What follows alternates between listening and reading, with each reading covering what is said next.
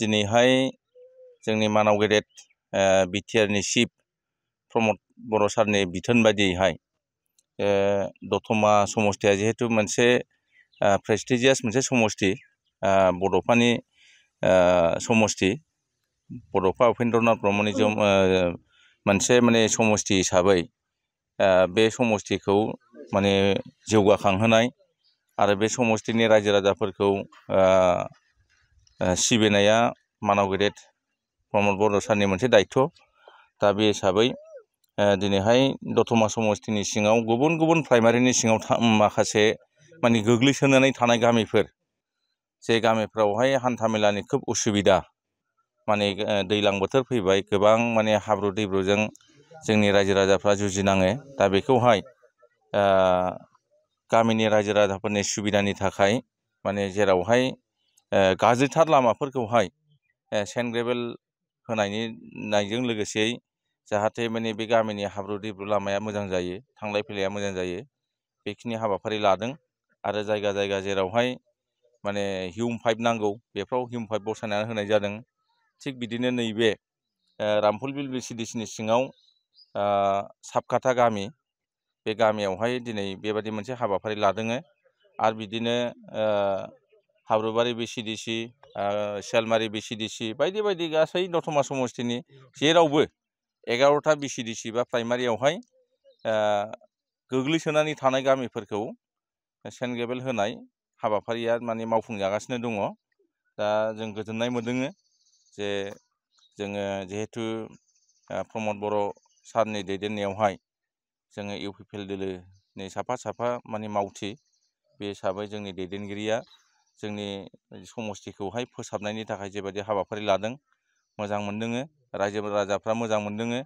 आरो फैगासिनो थानाय सेप्तेम्बर दानाव जे माने बिटिआर बिसायख'थि जागोन, बे बिसायख'थियाव जोङो रायजो राजानि अनसायनाय मोनगोन आरो जोङो दतमा समस्तिखौ जेरैखि जाया माने UPPL दोलोनि बिजाथिया देरहालांगोन जों बेखौ आसा खालामदों।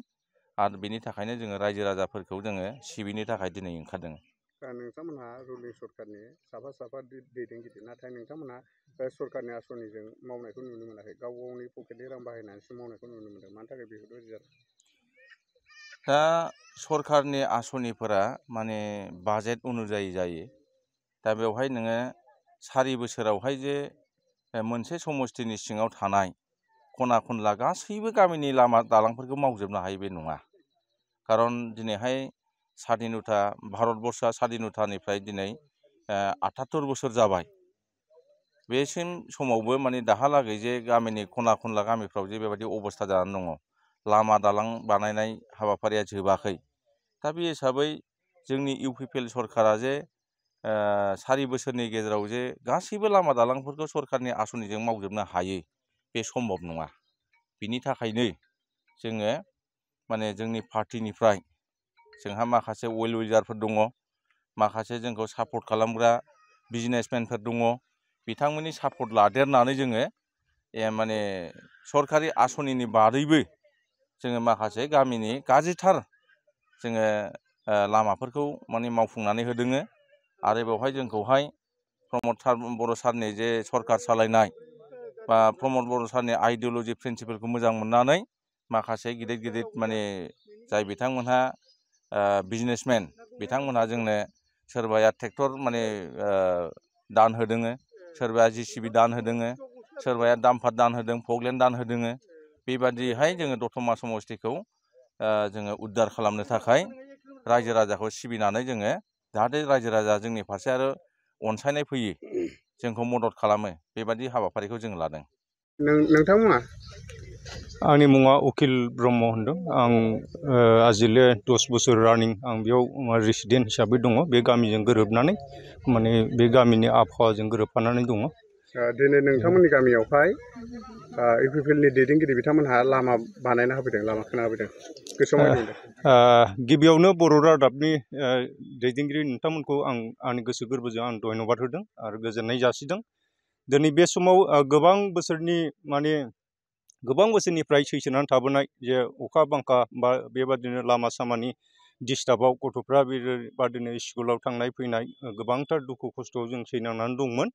दिनै नोंथांमोननि बे UPPL दोलोनिफ्राय जे जोंनि बे गामिखौ जे अनसुंथाइ हिसाबै नोंथांमोनहा हेफाजाब होबाय बा बानायनानै होबाय बे लामाखौ, बिनि थाखायनो आंनि गोसो गोरबोजों आरो हाजासे धन्यबाद जासिबावदों जेन' इयुनाव आरो बे आद्रा खामानिफोरखौ जेन' कमप्लिट खालामगोन होननानैबो आं आसा खालामदों।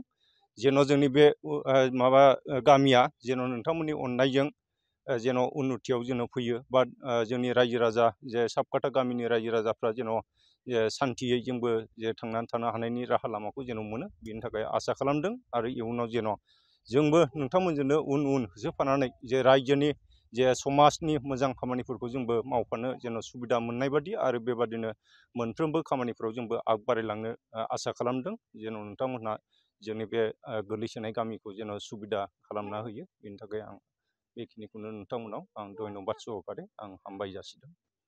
फरायसाफोरनि थाखाय मोनसे फोसावथाय।